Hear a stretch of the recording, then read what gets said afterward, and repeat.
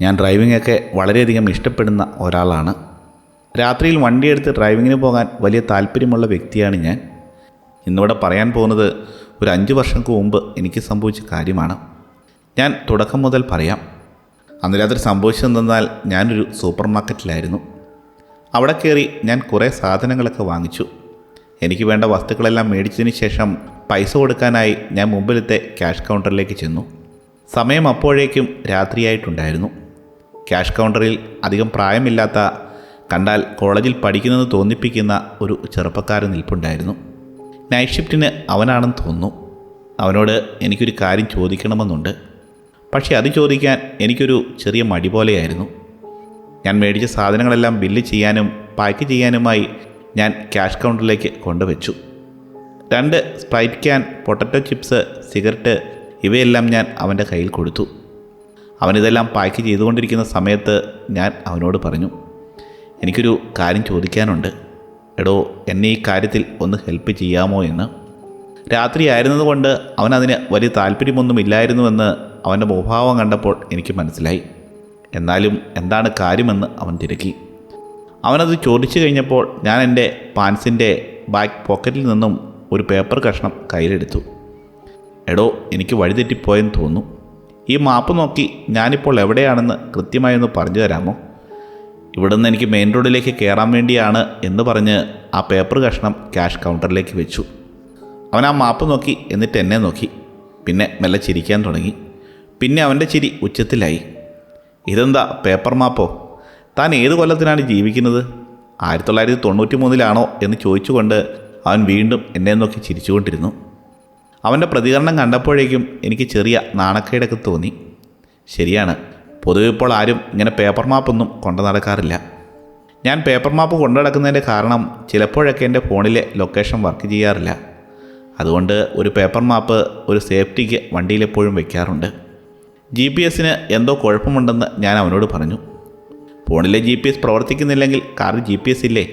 താങ്കൾ എന്തിനാണ് ഈ പേപ്പർ മാപ്പ് കൊണ്ട് നടക്കുന്നതെന്ന് അവൻ തിരിച്ചു ചോദിച്ചു. എൻ്റെ വണ്ടി അല്പം പഴയതാണ്, 12 കൊല്ലമെങ്കിലും പഴക്കം കാണും. ഹോണ്ട അക്കോഡയാണ് വണ്ടി. അതിൽ GPS ഇല്ല എന്ന് ഞാൻ മറുപടി പറഞ്ഞു. അവൻ പുറത്തേക്ക് എൻ്റെ വണ്ടി നോക്കുന്നത് കണ്ടു. എനിക്ക് പുതിയൊരു കാർ മേടിക്കാൻ താല്പര്യമുണ്ടെന്നും ഇപ്പോൾ അതിനുള്ള സാമ്പത്തികമൊന്നുമില്ല എന്നും ഈ നൈറ്റ് ഡ്രൈവിംഗ് ഒക്കെ എനിക്ക് വലിയ ഇഷ്ടമാണെന്നും ഞാൻ ആ പയ്യനോട് പറഞ്ഞു. ഒരു ചിരിയോടെ അവൻ മാപ്പിലേക്ക് നോക്കി മാപ്പിൻ്റെ സെൻറ്ററിലേക്ക് വിരൽ ചൂണ്ടി. നമ്മളിപ്പോൾ ഇവിടെയാണ് ഉള്ളതെന്നും പറഞ്ഞു. പ്ലാസർ എന്ന സ്ഥലത്ത് നിന്ന് 5-6 മൈൽ മാറിയാണ് ഇപ്പോൾ നമ്മളുള്ളതെന്നും ആ പയ്യൻ കൃത്യമായി എന്നെ സ്ഥലം കാണിച്ചു തന്നു. ഞാൻ നോക്കിയപ്പോഴേക്കും അവനൊരു പേനയെടുത്ത് സ്ഥലം കൃത്യമായി മാപ്പിൽ വട്ടമിട്ട് കാണിച്ചു. ഈ റോഡ് വഴി യാത്ര ചെയ്താൽ എനിക്ക് മെയിൻ ഹൈവേയിലേക്ക് കയറാൻ പറ്റില്ലേ എന്ന് ചോദിച്ചു. കയറാമെന്ന് അവൻ മറുപടി പറഞ്ഞു. അവൻ അപ്പോഴേക്കും മേടിച്ച സാധനങ്ങളെല്ലാം കൂടി ഒരു കൂട്ടിലാക്കി പാക്ക് ചെയ്തു. സാധനങ്ങൾക്കും ഡീസലിനും എത്ര രൂപയാണെന്ന് കൂടി അവൻ പറഞ്ഞു. ഞാൻ എൻ്റെ പോക്കറ്റിൽ നിന്നും പേഴ്സ് എടുത്ത് പൈസ അവന് കൊടുത്തു. പൈസയൊക്കെ കൊടുത്തു കഴിഞ്ഞ് ഞാൻ കൂടെ എടുത്ത് ആ മാപ്പ് കയ്യിൽ ചുരുട്ടി പിടിച്ചു. ശേഷം എന്നെ സഹായിച്ചതിന് ഞാൻ നന്ദി പറഞ്ഞു. ഇതിൻ്റെ ഒന്നും ആവശ്യമില്ല, സന്തോഷമേ ഉള്ളൂ എന്ന് അവൻ മറുപടിയും പറഞ്ഞു. അങ്ങനെ ഞാൻ ഡോറ് തുറന്ന് സൂപ്പർ മാർക്കറ്റിന് പുറത്തേക്ക് ഇറങ്ങി. അപ്പോഴേക്കും രാത്രിയായിരുന്നു. ചീവീടുകളുടെയും ഒപ്പം മൂങ്ങയുടെയും ശബ്ദമൊക്കെ നല്ല രീതിയിൽ കേൾക്കുന്നുണ്ട്. ഞാൻ വണ്ടി പെട്രോൾ പമ്പിന് കുറച്ചപ്പുറത്തായിട്ടാണ് പാർക്ക് ചെയ്തിരുന്നത്.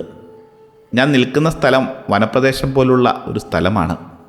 ഈ സൂപ്പർ മാർക്കറ്റിന് അപ്പുറവും ഇപ്പുറവും ധാരാളം മരങ്ങളുണ്ട്. ഈ ശബ്ദങ്ങളൊക്കെ ശ്രദ്ധിച്ച് ഞാൻ കാറിൻ്റെ അരികിലേക്ക് നടന്നു. ഞാൻ ഡ്രൈവിംഗ് സീറ്റിലെ ഡോർ ഓപ്പണാക്കി ഞാൻ കാറിനുള്ളിലേക്ക് കയറി. അപ്പോഴാണ് പാസഞ്ചർ സീറ്റിൽ നിന്നും ആരോ താങ്കൾ മേടിക്കാൻ പോയ സാധനങ്ങളൊക്കെ കിട്ടിയോ എന്ന് ചോദിച്ചു. ആ ചോദ്യം കേട്ടപ്പോൾ ഞാൻ ഞെട്ടിപ്പോയി. കൺഫ്യൂഷനോടെ ഞാൻ പാസഞ്ചർ സീറ്റിലേക്ക് നോക്കി. അപ്പോഴേക്കും പാസഞ്ചർ സീറ്റിലിരിക്കുന്ന കൂട്ടുകാരൻ എന്നെ നോക്കി ചിരിക്കാൻ തുടങ്ങി. എൻ്റെ അളിയ, കുറേ നേരമായല്ലോ അകത്തോട്ട് പോയിട്ട്, ഞാൻ വണ്ടിയിലുള്ള കാര്യം മറന്നുപോയല്ലേ എന്ന് അവൻ എന്നോട് ചോദിച്ചു. അവൻ പറഞ്ഞതിൽ കാര്യമുണ്ടെങ്കിലും നാണക്കേട് കാരണം ഞാനത് സമ്മതിച്ചു കൊടുത്തില്ല. അകത്ത് ഒരു പയ്യനുണ്ട്. അവനിത്തിരി പ്രശ്നക്കാരനാണ്.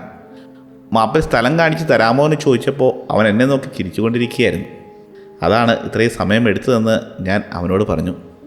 ക്രെഗ് എൻ്റെ വളരെ അടുത്തൊരു സുഹൃത്താണ്. ഞാൻ കൊണ്ടുവന്ന കവർ ബാക്ക് സീറ്റിലേക്ക് വെച്ചു. അതിൽ നിന്ന് ഒരു പൊട്ടറ്റോ ചിപ്സ് എടുത്ത് ക്രെഗിന് കൊടുത്തു.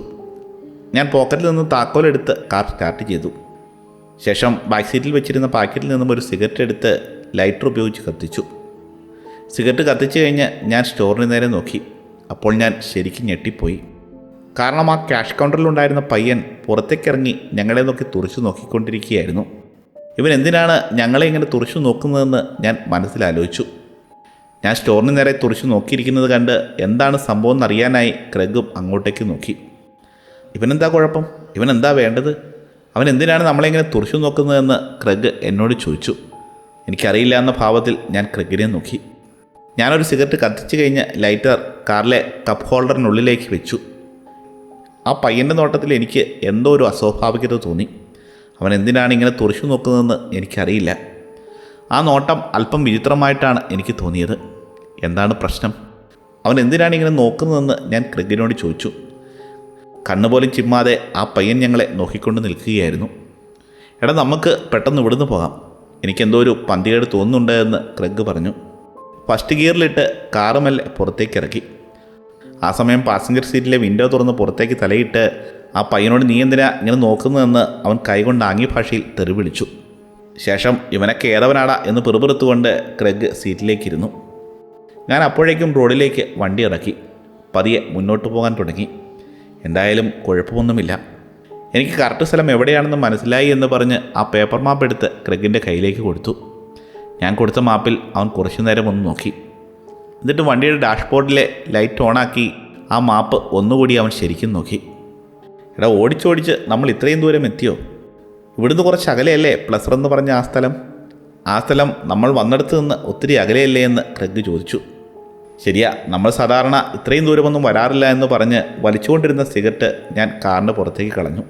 എന്നിട്ട് കാറിൻ്റെ വിൻഡോ കയറ്റിയിട്ടു. ഞാൻ കാറിനുള്ളിലെ ക്ലോക്കിൽ നോക്കി. സമയം 2:45. ഞാനപ്പോൾ എൻ്റെ ഭാര്യയെക്കുറിച്ച് ആലോചിച്ചു. അവളുടെ പേര് വനസയെന്നാണ്. അവളിപ്പോൾ എന്നെക്കുറിച്ച് ഓർത്ത് ടെൻഷനടിച്ചിരിക്കുകയായിരിക്കും. ഞാൻ 1 കൊല്ലം മുമ്പെയാണ് വിവാഹം കഴിച്ചത്. അതിനു മുമ്പ് അവളെൻ്റെ ദീർഘകാല ഗേൾഫ്രണ്ടായിരുന്നു. അവൾക്ക് അന്നു മുതലേ അറിയാം എനിക്ക് ഉറക്കം വരാത്ത സമയം ഞാൻ വണ്ടിയെടുത്ത് പുറത്തേക്ക് പോകുമെന്ന്. ഇടയ്ക്കിടയ്ക്ക് ഞാനിങ്ങനെ നൈറ്റ് ഡ്രൈവിന് പോകുന്നത് അവൾക്ക് ഭയങ്കര പേടിയാണ്. കാരണം എന്തെങ്കിലും ആക്സിഡൻറ്റ് എനിക്ക് സംഭവിക്കുമോ എന്നും രാത്രിയിൽ പുറത്തിറങ്ങുന്ന മാനിനെയും പോത്തിനെയും അല്ലെങ്കിൽ മറ്റേതെങ്കിലും മൃഗങ്ങളെയൊക്കെ ഇടിക്കുമോ എന്ന് അവൾ ഭയന്നിരുന്നു. സ്ത്രീകളല്ലേ, അങ്ങനൊരു ഭയം അവർക്ക് സ്വാഭാവികമാണ്. ഇതിനു മുമ്പ് ഇതുപോലത്തെ പല യാത്രകളിലും ഞാൻ പോയിട്ടുണ്ട്. അന്നൊക്കെ ഞാൻ വീട്ടിൽ തിരിച്ചെത്തുമ്പോൾ ഉറങ്ങാതെ അവൾ എനിക്കായി കാത്തിരിക്കാറുണ്ടായിരുന്നു. ഇതെല്ലാം ആലോചിച്ചപ്പോൾ എനിക്ക് ചെറിയൊരു പേടി തോന്നി. മനസ്സിപ്പോൾ ഉറങ്ങുകയായിരിക്കും, അതുകൊണ്ട് ഞാൻ വിളിക്കുന്നില്ല. എന്നാൽ അവൾക്കൊരു ടെക്സ്റ്റ് മെസ്സേജ് അയച്ചാലോ എന്ന് ഞാൻ ക്രെഗിനോട് ചോദിച്ചു. എന്തേലും ചെയ്യുക എന്ന ഭാവത്തിൽ ക്രെഗ് എന്നെ നോക്കി. എന്നിട്ട് ഇതിൻ്റെയൊക്കെ ആവശ്യമുണ്ടോ എന്ന് ചോദിച്ചു. നിനക്കൊരു സ്വാതന്ത്ര്യമുണ്ട്. അതിൽ അവളെപ്പോഴും ഇടപെടുന്നത് നല്ലൊരു ബന്ധത്തിൻ്റെ ലക്ഷണമല്ല. നീ അവൾക്ക് സ്വാതന്ത്ര്യം കൊടുക്കുന്നുണ്ട്. അതുപോലെ അവൾ നിനക്കും സ്വാതന്ത്ര്യം തരണമെന്ന് ക്രെഗ് പറഞ്ഞു. ഇതൊന്നും പറഞ്ഞാൽ നിനക്ക് മനസ്സിലാവില്ല. 5 വർഷം പ്രണയിച്ച് വിവാഹം കഴിച്ചവരാണ് ഞങ്ങൾ. അതുകൊണ്ട് തന്നെ ഞങ്ങൾക്കിടയിൽ ഇപ്പോഴും ആ സ്നേഹം നിലനിർത്തുന്നുണ്ട് എന്ന് ഞാൻ പറഞ്ഞു. ശരിയളിയ, നിങ്ങൾ വലിയ പ്രണയ ദമ്പതികൾ. എനിക്കിപ്പോഴും സിംഗിളായി ജീവിക്കാനാണ് ഇഷ്ടമെന്ന് ഒരു ചെറിയ ചിരിയോടെ ക്രെഗ് എന്നെ നോക്കി പറഞ്ഞു. വണ്ടിയുടെ ഹെഡ്ലൈറ്റ് വെളിച്ചത്തിൽ എനിക്ക് റോഡ് വ്യക്തമായി കാണാം. കാട് പോലെ തോന്നിക്കുന്ന ഇരുവശങ്ങളിലും ഉയരമുള്ള മരങ്ങളെ ചുറ്റപ്പെട്ട റോഡിലൂടെയായിരുന്നു ഞങ്ങൾ യാത്ര ചെയ്തിരുന്നത്. നിലാവെളിച്ചം പോലും കടത്തിവിടാൻ മരങ്ങൾ സമ്മതിച്ചിരുന്നില്ല. ഏകദേശം 2 മണിക്കൂറോളമായി ഞങ്ങൾ ഈ റോഡിലൂടെ യാത്ര തുടങ്ങിയിട്ട്. ഇത്ര നേരമായിട്ടും ഒരു വണ്ടി പോലും ഈ റോഡിൽ കാണുന്നില്ല. ഇങ്ങനെയൊക്കെ ആലോചിച്ച് ഞാൻ ഡ്രൈവിംഗ് തുടർന്നു. എന്തായാലും ഡ്രൈവ് ചെയ്യുകയല്ലേ, ഒരു പാട്ട് വെച്ചേക്കാം എന്ന് കരുതി. പഴയ വണ്ടി ആയതുകൊണ്ട് തന്നെ ബ്ലൂടൂത്ത് കണക്ട് ചെയ്ത് പാട്ടൊന്നും കേൾക്കാൻ പറ്റില്ല. അതുകൊണ്ട് പാട്ടുകളുള്ള പെൻഡ്രൈവ് യാത്രയ്ക്ക് പോകുമ്പോൾ ഞാൻ കയ്യിൽ കരുതാറുണ്ട്. ഇതുപോലെയുള്ള പാട്ടൊക്കെ ഇട്ട് വണ്ടി ഓടിക്കുകയാണെങ്കിൽ ഇതുപോലത്തെ ചിന്തകളൊന്നും ഉണ്ടാകില്ല എന്ന് ഞാൻ മനസ്സിലോർത്തു. ഞാൻ പെൻഡ്രൈവ് കൊത്തി പാട്ട് പ്ലേ ചെയ്തു. ഒരു DJ സോങ് ആയിരുന്നു ഞാൻ പ്ലേ ചെയ്തത്. അളിയ അടിപൊളി പാട്ട്, രാത്രിയിലെ ഡ്രൈവിംഗ് പറ്റിയ പാട്ടാണെന്ന് പറഞ്ഞ് പാസഞ്ചർ സീറ്റിലെ വിൻഡോ തുറന്ന് തല പുറത്തേക്കിട്ട് ക്രെഗ് ഒച്ച വെക്കാൻ തുടങ്ങി. അങ്ങനെ ബഹളമൊക്കെ വെച്ച് പാട്ടൊക്കെ കേട്ട് പോയിക്കൊണ്ടിരിക്കുകയാണ്. വളരെ വേഗത്തിലൊന്നുമല്ല വണ്ടി ഓടിച്ചിരുന്നത്, എങ്കിലും ഞങ്ങൾ അടിച്ചു പൊളിച്ച് പോയിക്കൊണ്ടിരിക്കുകയാണ്. ക്രെഗ് പാട്ടൊക്കെ കേട്ട് ബഹളമൊക്കെ വെച്ച് ആസ്വദിക്കുന്നത് കണ്ടപ്പോൾ ഞാനും അല്പം റിലാക്സായി. സാധാരണ ഇത്രയും താമസിച്ചൊന്നും ഞാൻ നൈറ്റ് ഡ്രൈവിങ്ങിന് പോകാറില്ല. ഇവൻ്റെ പ്രകടനമൊക്കെ കണ്ടപ്പോഴേക്കും എൻ്റെ ടെൻഷനെല്ലാം പോയി. റോഡാണെങ്കിൽ അടിപൊളി റോഡ്. മുന്നിൽ കൂരിട്ടായിരുന്നെങ്കിലും പാട്ടൊക്കെ കേട്ട് ആ എഞ്ചിൻ്റെ ശബ്ദമൊക്കെ കേട്ട് യാത്ര ചെയ്യാൻ നല്ല സുഖമായിരുന്നു. ഞാൻ വീണ്ടും ക്ലോക്കിലേക്ക് നോക്കി. 2:55, 3 മണിയാകാൻ 5 മിനിറ്റ്. ആ പയ്യൻ പറഞ്ഞതും മാപ്പും വെച്ച് നോക്കുമ്പോൾ ഇനി എന്തായാലും ഹൈവേയിലെത്താൻ കുറച്ച് മിനിറ്റുകളെ എടുക്കുകയുള്ളൂ. അതും കൂടി തിരിച്ചറിഞ്ഞപ്പോൾ എൻ്റെ മനസ്സിലെ ടെൻഷൻ മുഴുവനായി പോയി. ടെൻഷനൊക്കെ മാറിയപ്പോൾ ഒരു സോഡ കുടിച്ചേക്കാമെന്ന് ഞാൻ കരുതി. ബാക്ക് സീറ്റിൽ വെച്ചിരിക്കുന്ന പാക്കറ്റിൽ നിന്ന് ഞാനൊരു സോഡ കയ്യിലെടുത്തു. സ്റ്റിയറിംഗ് വീൽ ഒരു കൈകൊണ്ട് പിടിച്ചുകൊണ്ട് മറ്റേ കൈകൊണ്ട് ഞാൻ സോഡ പൊട്ടിച്ച് കുടിക്കാൻ തുടങ്ങി. കുറച്ചു നേരത്തേക്ക് എൻ്റെ ശ്രദ്ധ റോഡിൽ നിന്നും സോഡ ക്യാനിലേക്കായി. കുറച്ച് സോഡ കുടിച്ചതിന് ശേഷം റോഡിലേക്ക് നോക്കിയപ്പോൾ ഞാൻ കണ്ടത് റോഡിൻ്റെ നടുവിലേക്ക് ആരോ നടന്നു വരുന്നതാണ്. ഉറക്കെ ഷൗട്ട് ചെയ്തുകൊണ്ട് ഞാൻ ബ്രേക്കിലും ക്ലച്ചിലും കാലമർത്തി. ഈ ചവിട്ടിൽ കാറിൻ്റെ ബാക്കിലത്തെ ടയർ ലോക്കായി. ടയർ റോഡിലൂടെ ഉരയാൻ തുടങ്ങി. അതിൻ്റെ ഫലമായി കാറിൻ്റെ പുറകുവശം ഒരു വശത്തേക്ക് തെന്നിത്തിരിയാൻ തുടങ്ങി. വണ്ടി വളഞ്ഞു പാളി. ഇനിയൊന്നും ചെയ്യാനില്ല. ഉറപ്പായിട്ടും മുന്നിൽ കണ്ട ആ രൂപത്തെ, ആ കയറി വന്നയാളെ വണ്ടി ഇടിക്കും, അല്ലെങ്കിൽ വണ്ടി ചുറ്റിലുള്ള ഏതെങ്കിലും മരത്തിലിടിച്ച് തകരുമെന്ന് എനിക്ക് ഉറപ്പായി. പക്ഷെ വണ്ടി പാളിയെങ്കിലും ഒരു വിധത്തിൽ വണ്ടി കൺട്രോൾ ചെയ്ത് ബ്രേക്ക് പിടിച്ച് ഞാൻ വണ്ടി നിർത്തി. ആ വന്ന ശക്തിയിൽ വണ്ടി 180 ഡിഗ്രി തിരിഞ്ഞു. ഇങ്ങനെ പറയാൻ കാരണം വണ്ടിയുടെ ടയറുകൾ ഉരഞ്ഞ പാടുകൾ എനിക്ക് വിൻസ്ക്രീനിലൂടെ നോക്കുമ്പോൾ കാണാമായിരുന്നു. ഇത് സംഭവിച്ചപ്പോൾ ഞാൻ സ്റ്റിയറിംഗ് വീൽ മുറുകെ പിടിച്ചിരിക്കുകയായിരുന്നു. എൻ്റെ ഹൃദയമിടിപ്പും ആ സമയം വല്ലാതെ വർദ്ധിച്ചു. ശ്വസിക്കാൻ പോലും പറ്റാത്ത അവസ്ഥയിലായിരുന്നു ഞാനിപ്പോൾ. കാറിന് വേറെ പ്രശ്നങ്ങളൊന്നുമില്ല. കാർ ഓഫായിട്ടുമില്ല. ക്രെഗ് പെട്ടെന്ന് മ്യൂസിക് ഓഫാക്കി. എന്താണ് ഇപ്പോൾ സംഭവിച്ചതെന്ന് ചോദിച്ചുകൊണ്ട് അവൻ ഒച്ചവെക്കാൻ തുടങ്ങി. എന്നെപ്പോലെ തന്നെ അവനും പേടിച്ചു പോയിരുന്നു. ഞാനൊന്നും സംസാരിച്ചില്ല. ഉടനെ വണ്ടിയുടെ ഹാൻഡ് ബ്രേക്ക് ഇട്ടുകൊണ്ട് വണ്ടി ന്യൂട്രലാക്കി. സീറ്റ് ബെൽറ്റ് മാറ്റിയതിന് ശേഷം ശക്തിയിൽ ഡോർ തുറന്ന് ഞാൻ റോഡിലേക്ക് ഇറങ്ങി. എന്നിട്ട് കാറിൻ്റെ ബോണറ്റിൻ്റെ അരികിലായി പോയി നിന്നു. അപ്പോഴേക്കും എൻ്റെ കാലിന് ചെറുതായി ബലം കുറഞ്ഞിരുന്നു. പേടി കാരണം എൻ്റെ കാല് വിറയ്ക്കുന്നുണ്ടായിരുന്നു. ഞാൻ ആദ്യം റോഡിലേക്ക് നോക്കി. എന്നിട്ട് ഇരുവശത്തുമുള്ള മരങ്ങൾക്ക് നേരെയും നോക്കി. വേറെയൊന്നും അവിടെ ഉണ്ടായിരുന്നില്ല. ഞങ്ങളുടെ വണ്ടിയും റോഡിന് ഇരുവശത്തുള്ള മരങ്ങളും മാത്രമേ അവിടെ ഉണ്ടായിരുന്നുള്ളൂ. ഞാൻ പെട്ടെന്ന് പുറകിലേക്ക് നോക്കി. അവിടെയും നീണ്ടു കിടക്കുന്ന റോഡും മരങ്ങളും മാത്രമാണ് ഉണ്ടായിരുന്നത്.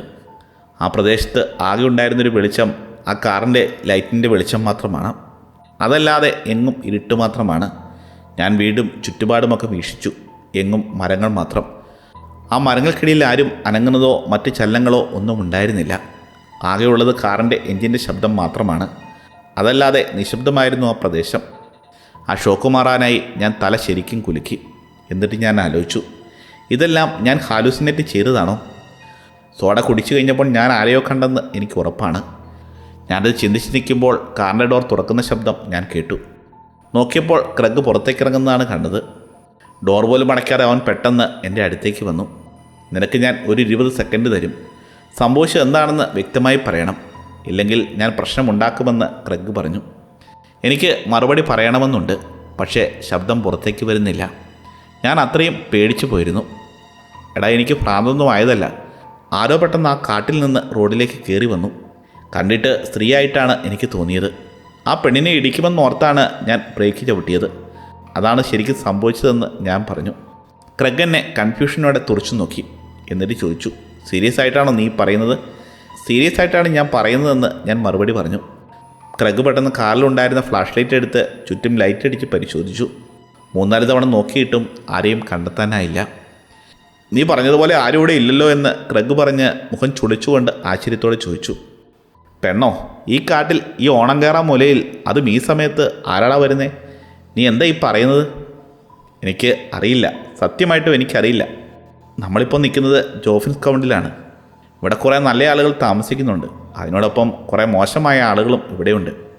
അങ്ങനെയുള്ള ആരെങ്കിലുമാണോ വണ്ടിക്ക് വട്ടം ചാടിയതെന്നും എനിക്കറിയില്ല. അത് കേട്ടപ്പോൾ ക്രെഗ് എന്നെ നോക്കി ചിരിക്കാൻ തുടങ്ങി. അവൻ ചിരിക്കാൻ തുടങ്ങിയപ്പോഴാണ് എനിക്കൊരു കാര്യം ഓർമ്മ വന്നത്. കാട്ടിൽ നിന്നാരോ ഇറങ്ങി വരുന്നത് പോലെയാണ് എനിക്ക് തോന്നിയത്. പക്ഷേ ഈ പ്രദേശത്തെങ്ങും ആരും ഉണ്ടായിരുന്നില്ല.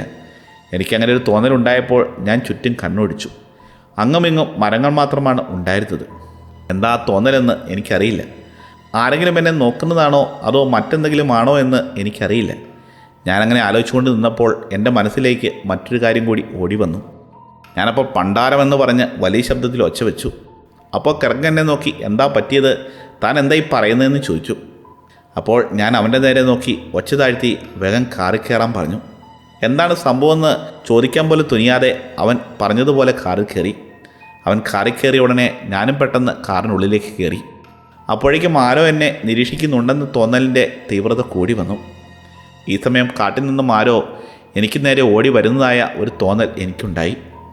കാറിൻ്റെ ഉള്ളിൽ കയറി ഞാൻ ഡോർ വലിച്ചടച്ചു. ക്രെഗും എന്നെപ്പോലെ കാറിനുള്ളിൽ കയറി ഡോർ വലിച്ചടച്ചു. എന്നിട്ട് ഞാൻ ഹാൻഡ് ബ്രേക്ക് വിട്ട് ഫസ്റ്റ് ഗിയറിലാക്കി വണ്ടി എടുത്തു. എന്താണ് സംഭവം, എന്താണ് സംഭവിക്കുന്നതെന്ന് ക്രെഗിനോട് ചോദിക്കാൻ പോകുന്നത് പോലെ അവൻ്റെ മുഖഭാവം കണ്ടപ്പോൾ എനിക്ക് തോന്നി. അങ്ങനെ ഞാൻ അവിടുന്ന് വണ്ടി എടുത്തു. കുറച്ച് കഴിഞ്ഞപ്പോൾ എന്താണ് സംഭവമെന്ന് ക്രെഗിനോട് ചോദിച്ചു. എടാ, നിനക്ക് ഓർമ്മയില്ലേ, ചില വീഡിയോസൊക്കെ കണ്ടിട്ടില്ലേ, രാത്രിയിൽ വണ്ടിയായിട്ട് പോകുമ്പോൾ ആളുകൾ റോഡിന് നടുവിലേക്ക് കയറും. അപ്പോൾ നമ്മൾ വണ്ടി നിർത്തും. വണ്ടി നിർത്തുമ്പോൾ അവർ നമ്മളെ ആക്രമിക്കും. ഇങ്ങനെയുള്ള വീഡിയോസ് നീയും കണ്ടിട്ടുള്ളതല്ലേ? ശരിയാ, അതുപോലെയുള്ള വീഡിയോസ് ഞാൻ കണ്ടിട്ടുണ്ടെന്ന് ക്രെഗ് എന്നോട് പറഞ്ഞു. അതുപോലെ എന്തെങ്കിലും സംഭവമാണെങ്കിലോ ഇത്? ആരെങ്കിലും നമ്മളെ ട്രാപ്പിലാക്കാൻ വേണ്ടി റോഡിന് നടുവിലേക്ക് കയറി നിന്നാണെങ്കിലോ? ആരെങ്കിലും റോഡിന് നടുവിലേക്ക് കയറി നിൽക്കും. അത് കാണുമ്പോൾ സ്വാഭാവികമായും നമ്മൾ വണ്ടി നിർത്തും. അപ്പോൾ കാട്ടിൽ ഒളിച്ചു നിൽക്കുന്ന ബാക്കിയുള്ളവർ വന്ന് നമ്മളെ ആക്രമിച്ച് പണമൊക്കെ തട്ടിയെടുക്കും. ചിലപ്പോൾ അതുപോലെ തന്നെ എന്തെങ്കിലും സംഭവമായിരിക്കും ഇതെന്ന് ഞാൻ കരുതി. അപ്പോഴേക്കും ഞങ്ങൾ വണ്ടിയുമായി കുറച്ചു നേരം സഞ്ചരിച്ച് കഴിഞ്ഞിരുന്നു. ഞാൻ അവിടെ നിന്നും വണ്ടിയെടുത്ത് കുറച്ച് മുന്നേക്ക് വന്നപ്പോഴാണ് ആരൊക്കെയോ എന്നെ നോക്കുന്നുണ്ടെന്ന് തോന്നൽ എൻ്റെ മനസ്സിൽ നിന്നും പോയത്. അങ്ങനെ ആശ്വാസത്തോടെ ശ്വാസമെടുത്ത് ഞാൻ വണ്ടി ഓടിച്ചു. കുറച്ചു നേരത്തേക്ക് ഞാനും ക്രെഗും ഒന്നും സംസാരിച്ചില്ല. ആക്സിഡൻറ്റ് ഉണ്ടായതിൻ്റെ ഷോക്ക് ശരിക്കും മാറാത്തത് കൊണ്ട് വളരെ പതിയായിരുന്നു ഞാൻ വണ്ടി ഓടിച്ചത്. നമ്മൾ അവിടെ നിന്ന് പോന്നല്ലോ, എന്തായാലും രക്ഷപ്പെട്ടുവെന്ന് ക്രെഗ് പറഞ്ഞു. അവൻ്റെ വാക്കുകൾ എൻ്റെ മനസ്സിനെ ശാന്തമാക്കി. ആക്സിഡൻറ്റ് സംഭവിച്ച സമയത്ത് എൻ്റെ കയ്യിൽ നിന്നും താഴെ വീണ സോഡ ഇപ്പോൾ പാർക്കിംഗ് ബ്രേക്കിൻ്റെയും സീറ്റിൻ്റെയും ഇടയിൽ കുടുങ്ങിക്കിടപ്പുണ്ട്. ഞാൻ അതെടുത്ത് അതിനുള്ളിൽ ബാക്കിയുണ്ടായിരുന്ന സോഡ മുഴുവൻ കുടിച്ചു. ആ തണുത്ത സോഡ ഉള്ളിലേക്ക് ചെന്നപ്പോൾ എൻ്റെ തൊണ്ടയൊക്കെ റിലാക്സായി. സോഡ കുടിച്ചു കഴിഞ്ഞ് ക്യാൻ ഞാൻ ബാക്ക് സീറ്റിലേക്ക് ഇട്ടു. അളിയ ക്രെഗേ, ഇനി കുറേ നാളത്തേക്ക് ഇതുപോലത്തെ പരിപാടിക്കൊന്നും ഞാനില്ല. ഇന്നത്തോടെ എൻ്റെ ഊപ്പാടെത്തി. എന്തായാലും ഇതുപോലത്തെ പരിപാടിക്ക് ഇനി കുറച്ച് നാളത്തേക്ക് ഞാൻ ഉണ്ടാവില്ല. ഇന്നത്തെ സംഭവം എന്നെ ശരിക്കും പേടിപ്പിച്ച് കളഞ്ഞു എന്നുള്ള കാര്യം ഞാൻ അവനോട് പറഞ്ഞു. ഞാൻ പറഞ്ഞതെല്ലാം കേട്ട് കഴിഞ്ഞപ്പോൾ അവൻ പറഞ്ഞു, ശരിയാ, നീ പറഞ്ഞതിൽ കാര്യമുണ്ട്, കുഴപ്പമില്ല, നമുക്ക് പിന്നീട് എപ്പോഴെങ്കിലും ഇതൊക്കെ ചെയ്യാം. അങ്ങനെയൊക്കെ പറഞ്ഞുവെങ്കിലും അവൻ്റെ സ്വരത്തിൽ നിന്നും എനിക്ക് മനസ്സിലായി അവന് നല്ല വിഷമമുണ്ട് എന്ന്. ഇനി കുറച്ചു കാലം കഴിഞ്ഞല്ലേ ഇതുപോലെയൊക്കെ ചെയ്യാൻ പറ്റൂ എന്നോർത്ത് അവന് വിഷമമുണ്ടായിരുന്നു. ഞാൻ നിന്നോടൊരു കാര്യം ചോദിക്കട്ടെ എന്ന് ക്രെഗ് ചോദിച്ചു. അതിനിപ്പോൾ എന്താ, നീ ചോദിച്ചു.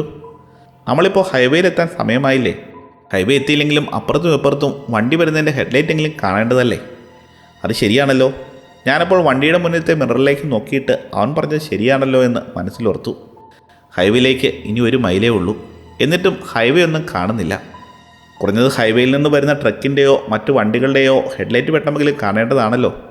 ഇതിപ്പോൾ ഹൈവേയിലെ ലൈറ്റും കാണുന്നില്ല, മറ്റൊരു വണ്ടിയുടെയും ലൈറ്റ് കാണുന്നില്ല. എന്താണ് സംഭവമെന്ന് ഞാൻ മനസ്സിലാലോചിച്ചു.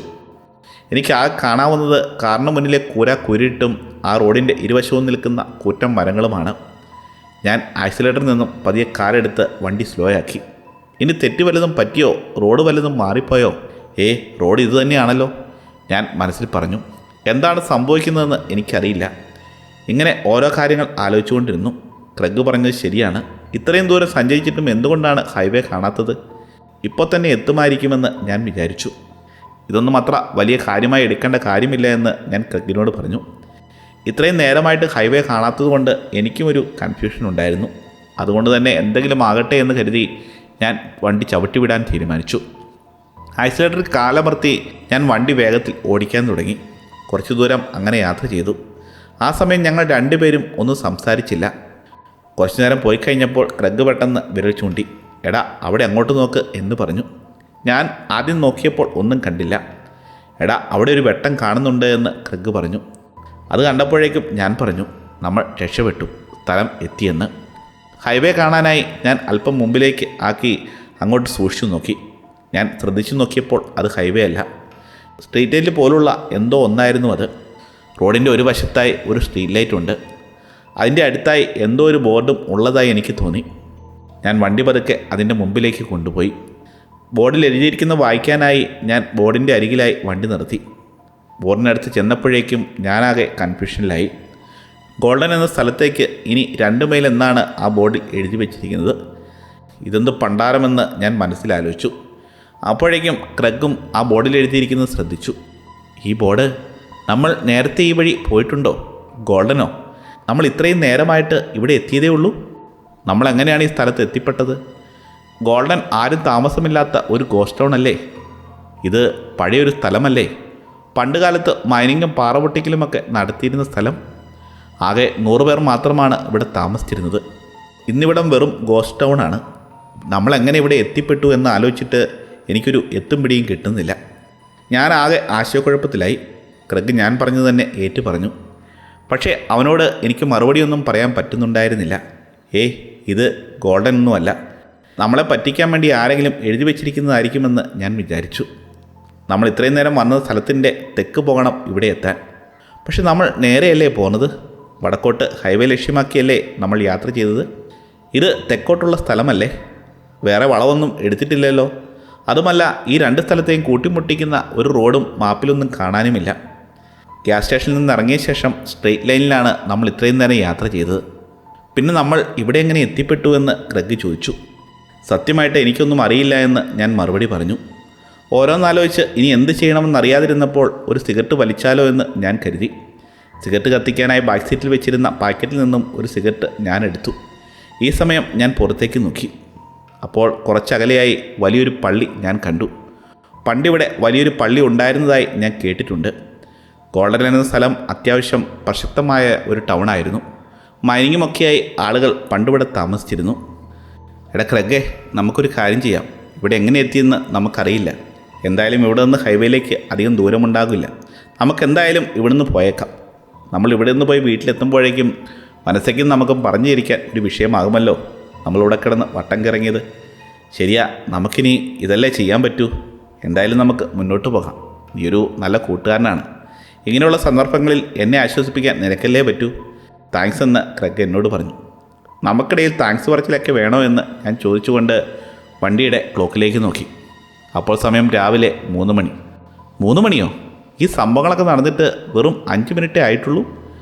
ഞാൻ കരുതി ഇതെല്ലാം നടന്നിട്ട് കുറഞ്ഞതൊരു അരമണിക്കൂറെങ്കിലും ആയിട്ടുണ്ടാവുമെന്നാണ്. ഇതെന്താ സംഭവമെന്ന് ഞാൻ ആലോചിച്ചു. ഞാൻ ഇത്രയും നേരം സ്ട്രെസ്സായിരുന്നല്ലോ. സ്ട്രെസ്സുള്ളപ്പോൾ സമയം പതുക്കെയാണ് പോകുന്നതെന്നൊക്കെ ഞാൻ കേട്ടിട്ടുണ്ട്. ചിലപ്പോൾ അതായിരിക്കും സംഭവമെന്ന് ഞാൻ കരുതി. എന്തായാലും ആ സൈനിൻ്റെ അടുത്ത് നിന്ന് വണ്ടി മുമ്പോട്ടെടുത്തു. എന്നിട്ട് ക്രെഗിനെ നോക്കി.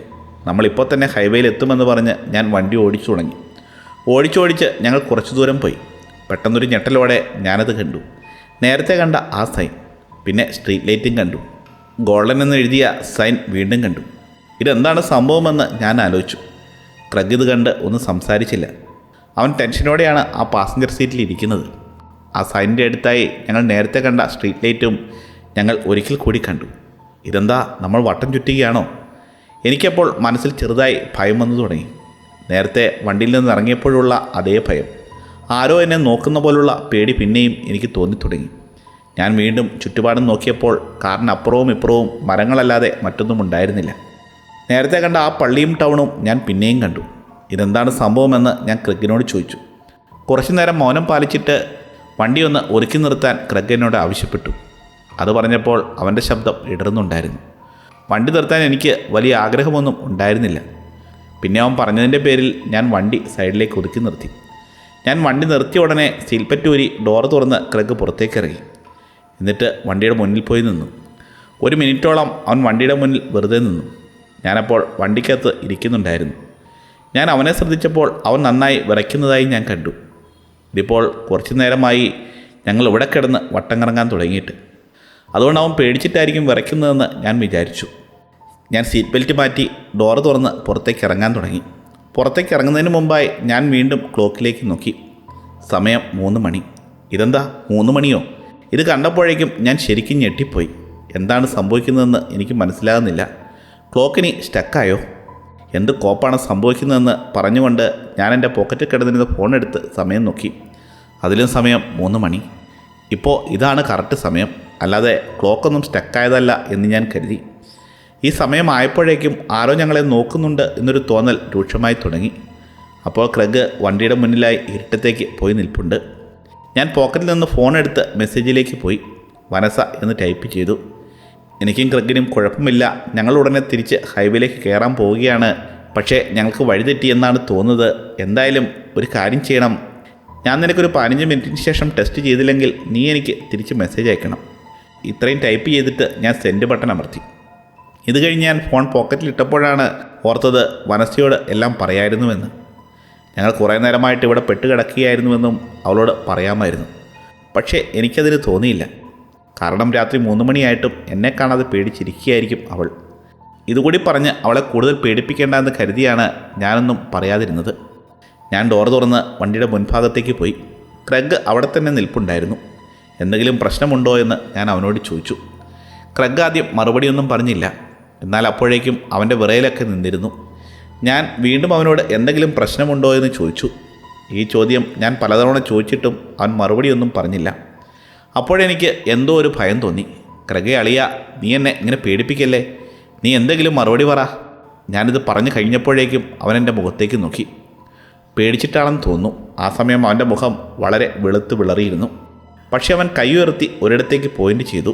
എന്നിട്ട് അവൻ ഒറ്റ വാക്ക് മാത്രമാണ് പറഞ്ഞത്. നോക്ക് എന്നവൻ എന്നോട് പറഞ്ഞു. ഞാനപ്പോൾ അവൻ കൈ ചൂണ്ടിയ സ്ഥലത്തേക്ക് നോക്കി. ആദ്യം നോക്കിയപ്പോൾ എനിക്കൊന്നും കാണാൻ കഴിഞ്ഞില്ല. ഞാൻ വീണ്ടും അങ്ങോട്ട് ശ്രദ്ധിച്ചു നോക്കിയപ്പോൾ 50 അടി അകലെയായി മരങ്ങൾക്കിടയിൽ ഒരു രൂപം നിൽക്കുന്നു. അതെന്താണെന്ന് എനിക്ക് മനസ്സിലായില്ല. അത് കണ്ടപ്പോഴേക്കും ഞാൻ ഞെട്ടി വിറച്ചുപോയി. എനിക്ക് 100% ഉറപ്പാണ്, നേരത്തെ കാറിന് മുന്നിൽ ചാടിയ പെണ്ണാണത്. ഭയം കാരണം എൻ്റെ ശബ്ദം ഇടറാൻ തുടങ്ങി. ആ ഇടറിയ ശബ്ദത്തിൽ ഞാൻ ക്രെഗിനോട് പറഞ്ഞു, വാ നമുക്ക് കാറിൽ കയറാമെന്ന്. ഇത് കേട്ട് ക്രെഗ് തലയാട്ടി, ശരിയാ, വേഗം കാറിൽ കയറാമെന്ന് പറഞ്ഞ് ഞങ്ങൾ രണ്ടുപേരും ആ രൂപത്തെ തന്നെ നോക്കിക്കൊണ്ട് പതിയെ കാറിൻ്റെ ഡോർ തുറന്ന് മെല്ലെ ഉള്ളിലേക്ക് കയറി. ഇത്തവണ സീൽപെറ്റൊന്നും ഇടാൻ ഞാൻ കൂട്ടാക്കിയില്ല. കാറിൽ കയറി ഉടനെ തന്നെ ഞാൻ വണ്ടി ഫസ്റ്റ് ഗിയറിലാക്കി. എന്നിട്ട് വണ്ടി ചവിട്ടി വിട്ടു. വണ്ടി പെട്ടെന്ന് കുതിക്കാൻ തുടങ്ങി. എഞ്ചിൻ്റെ ഉള്ളിൽ നിന്ന് അപ്പോഴും ശബ്ദം കേൾക്കാൻ തുടങ്ങി. വീണ്ടും 2 കൽപ്പിച്ച് ആക്സിലേറ്റർ ചവിട്ടി വിട്ടു. പെട്ടെന്ന് തന്നെ വണ്ടി 80-100 കിലോമീറ്റർ വേഗതയിലായി. ഓരോ സെക്കൻഡ് കഴിയും തോറും ആരോ നോക്കുന്നുണ്ടെന്നൊരു തോന്നൽ രൂക്ഷമായിക്കൊണ്ടിരുന്നു. ഞാനപ്പോൾ ദൈവത്തോട് പ്രാർത്ഥിച്ചു, എനിക്ക് എന്തെങ്കിലും ഒന്ന് കാണിച്ചു തരികയാണെങ്കിൽ ഞാൻ എന്ത് വേണേൽ ചെയ്യാം. ഹൈവേയുടെ എന്തെങ്കിലും ഒരു സൈൻ കാണിച്ചു തരികയാണെങ്കിൽ ഞാൻ എന്ത് വേണമെങ്കിലും ചെയ്തു കൊള്ളാമെന്ന് ഞാൻ പ്രാർത്ഥിച്ചു. ഒരു വീടോ പോസ്റ്റോ കലിങ്കോ എന്തെങ്കിലും ഒന്ന് കാണിച്ചു തരാൻ ഞാൻ ദൈവത്തോട് അപേക്ഷിച്ചു. കുറച്ചുകൂടി മുന്നോട്ട് പോയപ്പോഴേക്കും എൻ്റെ ഭയം കൂടി വന്നു. പിന്നെയും ആ സൈൻ, ഗോൾഡൻ എന്ന ആ ബോർഡ് ഞങ്ങൾ പാസ് ചെയ്തു പോയി. അപ്പോഴേക്കും ഇതെന്തോ വലിയ പ്രശ്നമാണെന്ന് ക്രെഗ് പറഞ്ഞു. ശരിയാണ് അളിയ എന്ന് ഞാനും പറഞ്ഞു. എന്നിട്ട് ഞാൻ വണ്ടിയുടെ വേഗത പോലും അല്പം പോലും കുറച്ചില്ല. ഞാൻ വണ്ടി ചവിട്ടി തന്നെ വിട്ടു. എനിക്കൊന്ന് അലറണമെന്നുണ്ടായിരുന്നു. ആ നിമിഷം ദേഷ്യവും ഭയവും എനിക്ക് ഒരേ സമയം അനുഭവപ്പെട്ടു. പിന്നെയും മുന്നോട്ട് പോയപ്പോൾ ആ പെണ്ണ് വീണ്ടും കാട്ടിൽ നിന്ന് റോഡിലേക്ക് വരുന്നത് ഞാൻ വ്യക്തമായി കണ്ടു. ഞങ്ങൾ എന്തോ ലൂപ്പിൽപ്പെട്ടതുപോലെ എനിക്ക് തോന്നി. ആ പെണ്ണ് വീണ്ടും റോഡിലേക്ക് കയറി. ആ സമയം അവൾ ഒറ്റയ്ക്കല്ലായിരുന്നു. അവൾക്ക് പുറകെ വേറെയും ആളുകളുണ്ടെന്ന് എനിക്ക് മനസ്സിലായി. എന്നാൽ അവരുടെ മുഖം എനിക്ക് വ്യക്തമായി കാണാൻ സാധിച്ചിരുന്നില്ല. അവരുടെ ശരീരത്തിൻ്റെ ഒരു ഔട്ട്ലൈൻ മാത്രമാണ് ഞാൻ കണ്ടത്. ഞങ്ങൾ അതിവേഗത്തിൽ പോകുന്നത് നോക്കി അവർ റോഡിന് അരികിലായി നിൽപ്പുണ്ട്. അവരെ പാസ് ചെയ്ത് കഴിഞ്ഞപ്പോൾ ഞാൻ റിയർ വ്യൂ മിററിലേക്ക് നോക്കി. അവർ അവിടെ തന്നെ നിൽപ്പുണ്ടായിരുന്നു. എന്ത് കോപ്പാണിതെന്ന് ദേഷ്യത്തോടെ പറഞ്ഞുകൊണ്ട് ഞാൻ വണ്ടി ചവിട്ടി വിട്ടു. ഗോൾഡൻ എന്ന സൈൻ ഞങ്ങൾ വീണ്ടും ഒരിക്കൽ കൂടി പാസ് ചെയ്തു. ഇത്തവണ വന്നപ്പോഴേക്കും ആ പെണ്ണ് അവിടെ നിൽപ്പുണ്ട്. ഇത്തവണ ഹെഡ്ലൈറ്റ് വെളിച്ചത്തിൽ ഞാൻ ആ പെണ്ണിനെ വ്യക്തമായി കണ്ടു. അവൾ എന്തോ ഒരു വസ്ത്രം ഇട്ടിട്ടുണ്ട്. അത് നൈറ്റ് ഗൗൺ ആയിരുന്നു. ആ പെണ്ണിൻ്റെ ശരീരത്തിൽ നിന്നും ഉടുപ്പിൽ കൂടെ രക്തം പൊയ്ക്കൊണ്ടിരിക്കുകയാണ്. ആ വസ്ത്രമെന്ന് പറയുന്നത് ഇന്നത്തെ ആളുകൾ ധരിക്കുന്ന ഒരു വസ്ത്രമല്ലായിരുന്നു. മറിച്ച് പഴയ കാലത്തെ ആളുകൾ ധരിക്കുന്ന വസ്ത്രമായിരുന്നു അത്. ഇനി നമ്മൾ എന്ത് ചെയ്യുമെന്ന് ക്രെഗ് ചോദിച്ചു. ഇതെല്ലാം കൂടി ആയപ്പോഴേക്കും എനിക്ക് ശരിക്കും പേടി തോന്നി. എനിക്ക് എന്ത് ചെയ്യണമെന്നറിയില്ല എന്ന് ഞാൻ മറുപടി കൊടുത്തു. പിന്നെ ഞങ്ങൾ മുന്നോട്ട് പോയപ്പോൾ ആ സ്ട്രീറ്റ് ലൈറ്റും സൈനും ഞങ്ങൾ വീണ്ടും കണ്ടു. ഈ സമയമായപ്പോഴേക്കും എൻ്റെ ഫോൺ പോക്കറ്റിൽ കിടന്ന് വൈബ്രേറ്റ് ചെയ്യാൻ തുടങ്ങി. പെട്ടെന്ന് വൈബ്രേറ്റ് ചെയ്തതുകൊണ്ട് ഞാൻ പേടിച്ച് ബ്രേക്ക് ചവിട്ടാൻ തുടങ്ങി. പക്ഷേ എന്തോ ഭാഗ്യം കൊണ്ട് ഞാൻ ബ്രേക്ക് ചവിട്ടിയില്ല. ക്രെഗ് അപ്പോൾ എൻ്റെ നേരെ നോക്കി. ഞാനെന്തായാലും അവളോട് പറയാൻ പോവുകയാണ് പോലീസുകാരെ വല്ലതും വിളിക്കാൻ. ക്രെഗ് അപ്പോൾ ഒന്നും മിണ്ടിയിരുന്നില്ല. അവൻ വിൻഷീൽഡിലേക്ക് തന്നെ നോക്കിയിരുന്നു. ഞാൻ ഫോൺ പോക്കറ്റിൽ നിന്നും എടുത്ത് മെസ്സേജ് ഓണാക്കി. ഞാൻ ഫോണിലേക്ക് നോക്കി മെസ്സേജ് ഐക്കണിൽ ക്ലിക്ക് ചെയ്തു. അപ്പോഴേക്കും മനസ്സയുടെ മെസ്സേജ് ഓട്ടോമാറ്റിക്കലി ഓപ്പണായി വന്നു. ആ മെസ്സേജ് കണ്ട് ആ ഫോണിൽ തന്നെ ഞാൻ നോക്കിയിരുന്നു. റോഡിൽ എന്താണ് സംഭവിക്കുന്നതെന്ന് ശ്രദ്ധിക്കാതെ ഞാൻ ഫോണിലേക്ക് തന്നെ നോക്കിയിരുന്നു. വണ്ടി എങ്ങോട്ടാണ് പോകുന്നതെന്ന് ഞാൻ നോക്കിയില്ല. ആ മെസ്സേജിൻ്റെ ആദ്യത്തെ സെൻറ്റൻസ് കണ്ട് ഞാൻ ഞെട്ടിവിറച്ച് ഇരിക്കുകയായിരുന്നു. ഞാനത് പിന്നെയും പിന്നെയും 3-4 തവണ വായിച്ചു.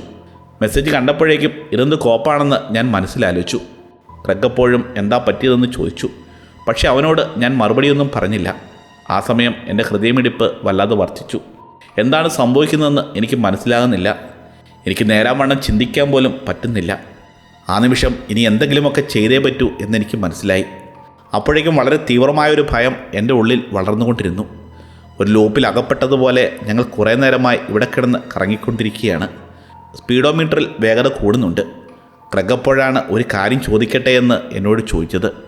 ആ ചോദ്യം കേട്ടപ്പോൾ എൻ്റെ ശരീരത്തിലെ ഞരമ്പുകളെല്ലാം തണുത്തു പോകുന്നത് പോലെ എനിക്ക് തോന്നി. അവൻ്റെ ചോദ്യമല്ല, അവൻ്റെ ശബ്ദമായിരുന്നു അതിന് കാരണം. അപ്പോഴേക്കും അവൻ്റെ ശബ്ദം ആകെ മാറിയിരുന്നു. ഇത്രയും നേരം ഒരു പേടിയും ടെൻഷനുമൊക്കെ അവൻ്റെ ശബ്ദത്തിലുണ്ടായിരുന്നു. എന്നാൽ ഇപ്പോൾ അവൻ അങ്ങനെയുള്ള വികാരങ്ങൾ ഒന്നുമില്ല. അവൻ്റെ ശബ്ദം വളരെ ശാന്തമായിരുന്നു. അവൻ്റെ ആ ശബ്ദം എന്താണെന്ന് എനിക്ക് മനസ്സിലാകുന്നില്ല.